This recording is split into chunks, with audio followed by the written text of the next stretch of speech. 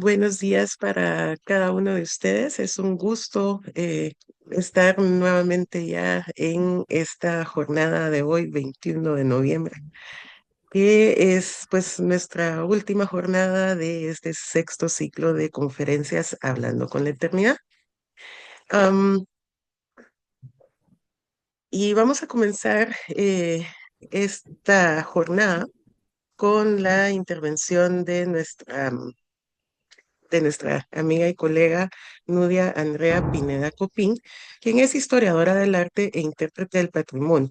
Actualmente su investigación versa sobre el estudio de la memoria y la historia en torno a los monumentos públicos y la relación entre arte y poder dentro del vestuario femenino del siglo XIX. Nudia es primera vez que nos acompaña y como hemos dicho a varios investigadores, Nudia, esperamos que esta sea la primera vez de muchas otras más. Gracias por estar aquí en Hablando con la Eternidad y este es tu espacio. Muchas gracias, Claudia. Ahorita vamos a compartir.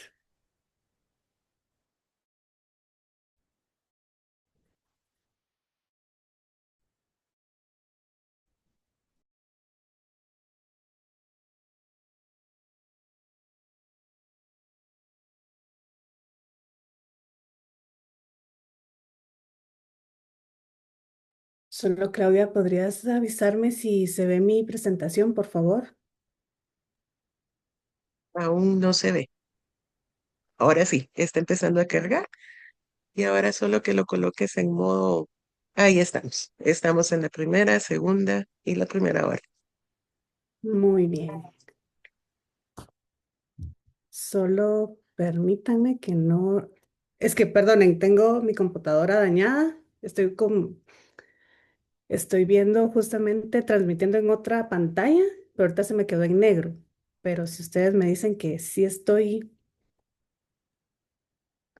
Sí, Nudia, tenemos nosotros acá en pantalla la diapositiva que dice socializar la muerte. Ok, perfecto. Muy bien. Entonces, bueno. De cuando era habitual informarse a través de un periódico impreso, ¿cuál era la parte favorita de ustedes? Yo la verdad lo tengo bastante claro, porque desde pequeña era agarrar el periódico que llegaba a mi casa y me gustaba irme justamente a la última sección, donde encontraba las noticias, ya sea deportes, chistes y por supuesto las esquelas.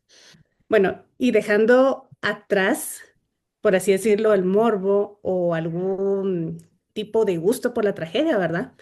Les puedo decirte que encuentro cierto encanto em, porque las esquelas parecieran estar hechas, em, algunas parecieran que fueran así como en serie, ¿verdad? Donde no solamente cambia la fecha, el horario de la misa, el lugar donde se hará la inhumación, pero hay otras que sobresalen porque sus familiares o amigos quisieron dejar plasmado en el periódico algo más que un mero aviso. Ahora bien, el presente trabajo nace al percatarme de las muchas fotografías sobre esquelas que tenía guardadas en mi celular, producto de cuando voy a la hemeroteca a hacer alguna investigación. Y me es muy difícil dejar esta vieja costumbre de no buscar la sección necrológica de un periódico. Ahí estamos. Bueno, tal vez para nosotros aquí, ahora en nuestro pleno siglo XIX, nos sea difícil concebir una ciudad en silencio, porque como bien dice Alan Corbin en su libro Historia del Silencio, que justamente, casualmente es mi libro que estoy leyendo ahora, el silencio no es solamente la ausencia del ruido. Todas las referencias auditivas a las que estamos expuestos se han desnaturalizado completamente. Y pareciera que reinara un horror por el silencio. Pero, ¿qué sucedía en la cotidianidad de las sociedades del siglo XIX? Antes de que existieran los medios de comunicación como los conocemos en nuestra actualidad. Y aquí entran en juego los campanarios de las iglesias. porque este era un arte sutil de interpretar el sonido de la campana y era justamente lo que daba el aviso sobre la muerte. Y sí, me refiero a esto como un arte sutil porque el repique, perdón, que anunciaba el fallecimiento de algún feligres no era el mismo que se hacía para llamar a misa. Tampoco era el mismo repique que anunciaba el rezo del Ángelus. Esto era todo un lenguaje que dependía si la campana giraba o que el sacristán tiraba del badajo de la campana y golpearla para que fuera mucho más rápido. Entonces, lo más común para aquel entonces era fallecer en los hogares, así que rápidamente se le daba aviso al sacristán y él hacía sonar la campana para avisarle al pueblo que alguien dentro de la comunidad había fallecido. Al igual, los avisos parroquiales también forman parte importante de esta socialización en el siglo XIX de la muerte. Pero no podemos negar que con la aparición de la prensa moderna y junto a ella el nacimiento de los anuncios comerciales, los periódicos comenzaron a reservar espacios para comunicar las defunciones.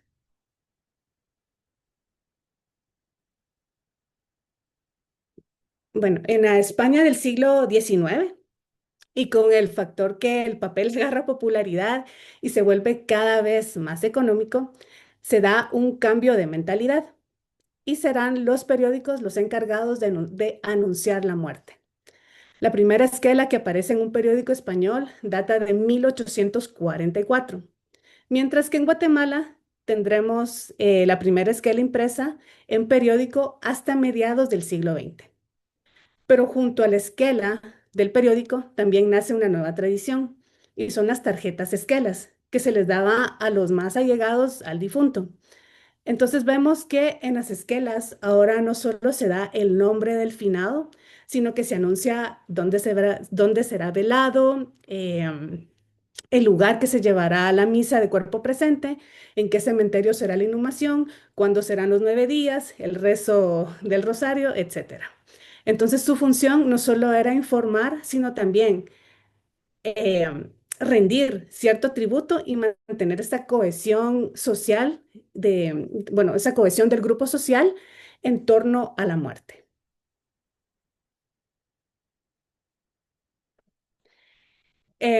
Ahora vamos a socializar la muerte en la primera mitad del siglo XX en Guatemala.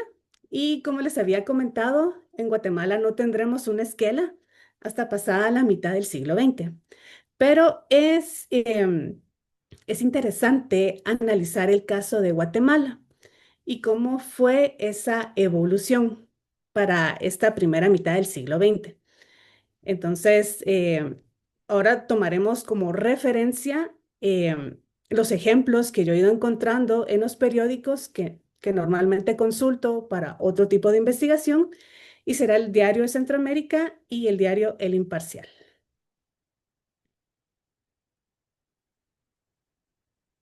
Y justo así es como se veía la parte social de estos periódicos, que eran una mezcla entre anuncios publicitarios, convocatorias, avisos, información de teatro, etcétera. Pero entre toda esta amalgama de variedades, también vamos a encontrar lo siguiente: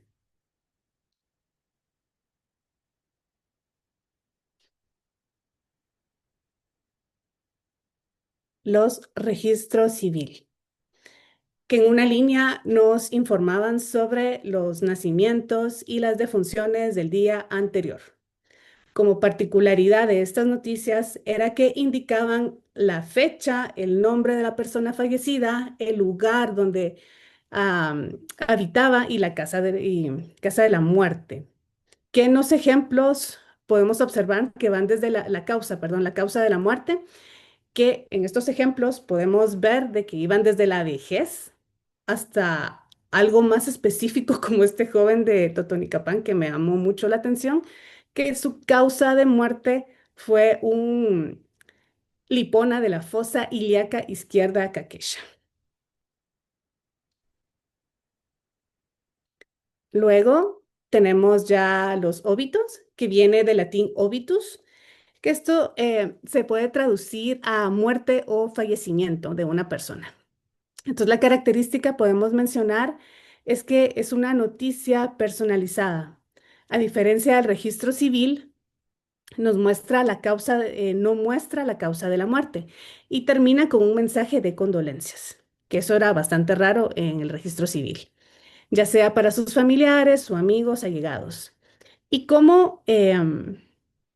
y como les comentaba, bueno, yo tomo foto de lo que me llama la atención, pero en este óbito que termina con un pasa sus restos, que podemos ver aquí, no sé si ustedes ven cuando yo lo marco, perdonen que con la pantalla de la computadora se me hace muy difícil ver de lo que estoy hablando, pero este pasa sus restos, la verdad que es bastante común encontrarlo, pero es una forma que no es adecuada para transmitir.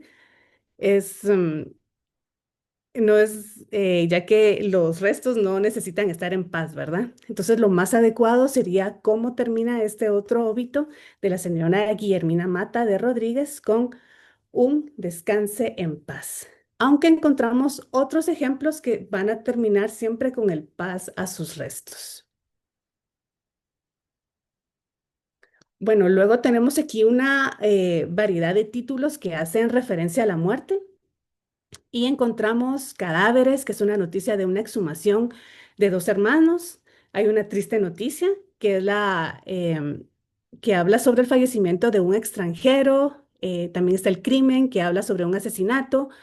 Murió, que es la noticia de un señor que fallece mientras era trasladado, me imagino que a un hospital. No lo menciona bien, pero sí dice que iba muy enfermo. Luego tenemos una desgracia casual que me llama la atención porque relata la forma en que murió un trabajador de las líneas de teléfono. Y dice esta parte, la cuadra entre la 10ª y la 11ª Avenida Sur se llenó de curiosos. Nos damos cuenta que el guatemalteco siempre ha sido igual en cualquier época. Pero la forma en que termina el relato con un lamentamos lo sucedido, vemos que no es la noticia amarillista, sino que hay humanidad en el relato, eh, hay una humanidad en el relato, ¿verdad? No solamente es tratar de decir la noticia, ¿verdad? Es como, ay, falleció, no, sino que vemos de que hay un pasa sus restos, lamento lo sucedido. Entonces es bien interesante, como este otro que es en el antiguo cementerio, hay varias tumbas vacías, sin embargo, de esto permanecen en su lugar las respectivas lápidas, tal vez para recordar la memoria de los que ayer vivieron. Entonces vemos ese respeto que lamentablemente se ha ido terminando. Luego encontramos otros títulos, como estos que se llaman fallecimientos, donde dan la noticia del deceso de alguna persona. Algunas veces forman parte de una noticia anterior. Por ejemplo, estos dos que tenemos aquí que hicieron hace unos pocos días, suceso del cual dimos cuenta a nuestros lectores. Entonces, sí, es como esta continuación, ¿verdad? Dan la noticia que sucedió un accidente, hay alguien enfermo y luego ya como, bueno, este es el desenlace.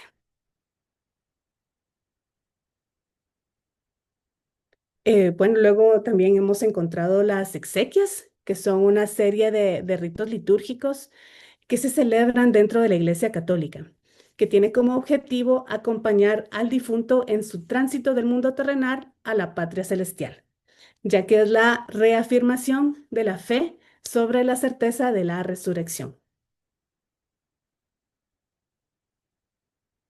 También encontramos noticias sobre entierros y como su nombre lo indica, ¿verdad? Son el anuncio de la inhumación de una persona.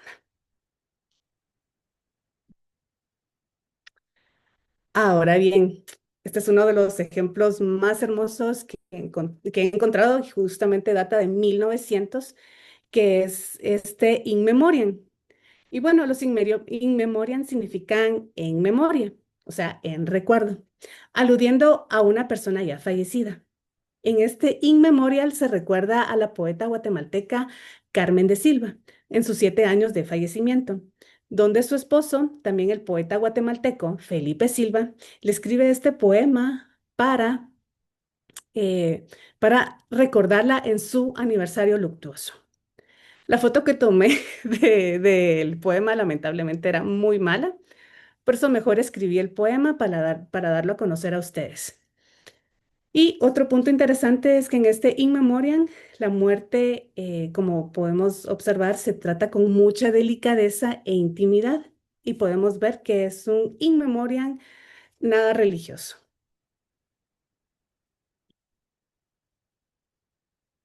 También tenemos ejemplos de varias misas luctuosas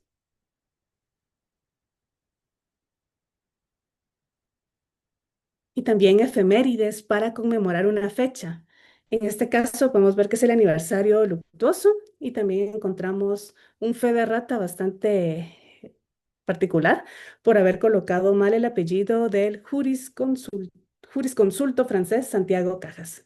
O sea, un día antes ponen el 4 de octubre de 1590, muere el eminente jurisconsulto francés, perdón, Santiago Cajas, y un día después encontramos, qué barbaridad, la fe de rata, ¿verdad?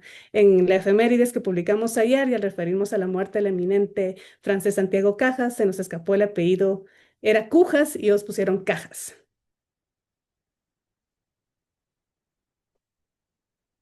Y Eh, am,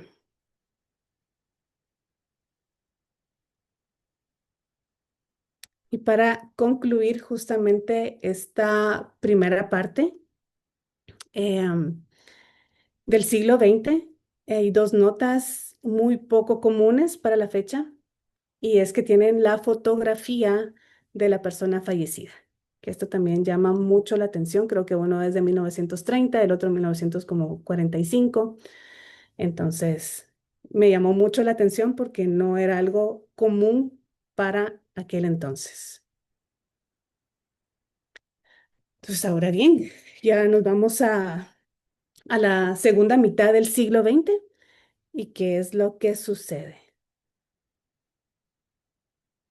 Solo Claudia, perdona, ahorita se me quedó la pantalla en negro. Solo me puedes decir en qué, en ¿En qué diapositiva estás? sí, Sí, claro, dice socializar la muerte en la segunda mitad del siglo XX en Guatemala y hay dos imágenes, una de prensa libre y otra que dice sociales. sí, gracias, ya, ahorita ya me, gracias, gracias. Un gusto. Y perdonen, realmente es un poco confuso esto cuando uno se queda sin la pantalla.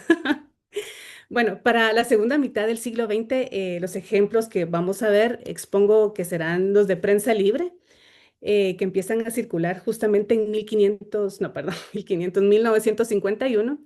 Y aquí podemos apreciar justamente, ya que el periódico lleva una división de temas, eh, es decir, ya hay noticias nacionales, internacionales, deportes, obviamente en sociales, donde van a venir justamente estas noticias de las muertes, pero esto obviamente va a ser de forma paulatina. Así ya me regresó la pantalla. Entonces, bueno, de las ediciones de 1955 a 1957 de Prensa Libre, no lo logré revisar. Y esto porque las dos veces que necesitaba consultar esas ediciones se encontraban en el departamento de restauración de la hemeroteca. Ahora bien, ¿por qué les comunico esto? Porque es importante consultar estas ediciones. Porque si en esos 3 años no hay evidencia de una esquela, entonces la primera esquela en prensa libre es la que estamos proyectando ahora y data del 2 de enero de 1958. Y a partir de ahí, ya el uso de la esquela fue un gran éxito. Y vemos nuevamente este cambio de mentalidad dentro de la sociedad, donde el honor y la posición social se medían por cuántas esquelas tenían publicadas las personas.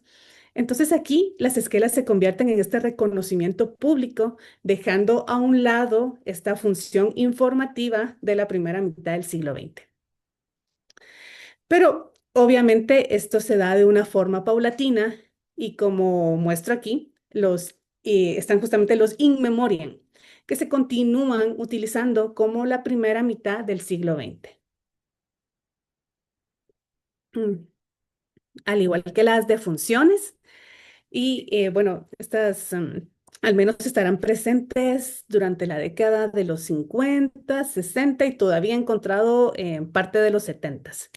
diferenciándose de las defunciones de comienzo de siglo, porque aquí solamente colocaban el nombre del fallecido.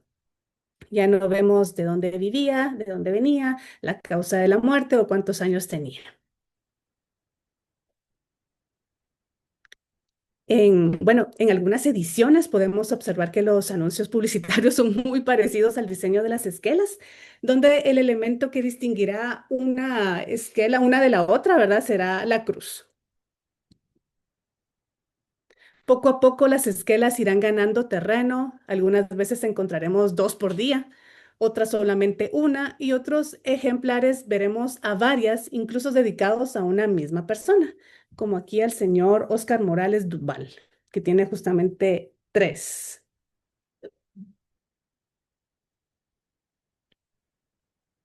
Entonces ya para la década de los 70 vemos que los cambios más significativos que encontraremos va a ser en la cruz, que es un poco más elaborada a lo que presenta la década de los 60, perdón. Y para la década de los 80, algo muy relevante será el uso del diseño de las esquelas de funerales Reforma, ya que durará por varias décadas. Bueno, siendo honesta con ustedes, yo desconozco si en actualidad aún se utiliza este diseño. Yo ya no compro la prensa, ya no la veo desde hace como una década. Entonces no sabría decirles si continúa este mismo diseño. Luego tenemos, bueno, continuamos con estos maravillosos años de los 80, donde podemos observar que ahora cada vez son más grandes las esquelas y hay personas que siguen personalizando utilizando fotografías del fallecido. Y sí, yo les había comentado que las esquelas de funerales Reforma ya para la década de los 80 ya tenía este diseño establecido, pero cuando se trata de alguien que obviamente no profesa la religión católica, entonces, o religión cristiana, volvían a este diseño donde solamente colocaban su logo.